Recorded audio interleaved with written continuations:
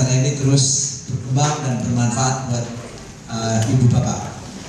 Acara ini kita bicara tentang tekanan darah tinggi dan stroke.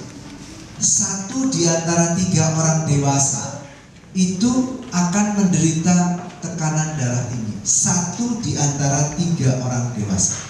Di antara mereka yang tekanan darah tinggi, 1 di antaranya mereka itu dia tidak menyadari. Tekanan darah tinggi itu disebut the silent killer, pembunuh yang diam-diam, tiba-tiba memberikan dampak, tetapi diam-diam dia ada terus. Caranya ya diukur tekanan darah tinggi itu, bukan dirasakan, tidak bisa dirasakan. Tekanan darah tinggi itu terbiarkan, dia memberikan komplikasi. Ini adalah komplikasi, dan komplikasi ini adalah gambaran dari tekanan darah tinggi yang tidak memberikan gejala, tapi tiba-tiba terus berangsur-angsur muncul gejala sudah jadi stroke. Jadi komplikasi yang paling sering yang tadi sudah diterangkan yaitu stroke, kemudian gagal jantung, gagal pada ginjal, kemudian gangguan pada mata.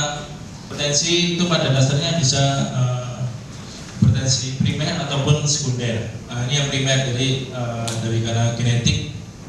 Kemudian yang sekunder ini bisa karena dari ginjal, karena dari muskuler, bisa karena endokrin, karena seperti karotis itu udara dari jantung ke kepala itu sudah menandakan adanya penebalan pembuluh darah dan risiko untuk terjadinya stroke juga akan meningkat. Yang saya selalu katakan berulang-ulang adalah sedapat mungkin tekanan darah itu 120/80 atau di bawahnya. Dengan apa? Dengan macam-macam. Dengan diet boleh, dan pada akhirnya dengan makanan boleh. Orang yang mempunyai tekanan darah tinggi mempunyai risiko 30-40% lebih tinggi dibandingkan dengan orang yang tanpa tekanan darah tinggi. Yang ketiga, peranannya apa? Lama-lama karena pembuluh darahnya keras, terus mendapat tekanan yang tinggi, mudah sobek. Jadi bisa menimbulkan stroke jenis sumbatan atau bisa menimbulkan stroke jenis berdarah, pecah pembuluh darah. Nah, sel-sel pembekuan darah nempel di sini, membuat suatu tambah lama tambah besar.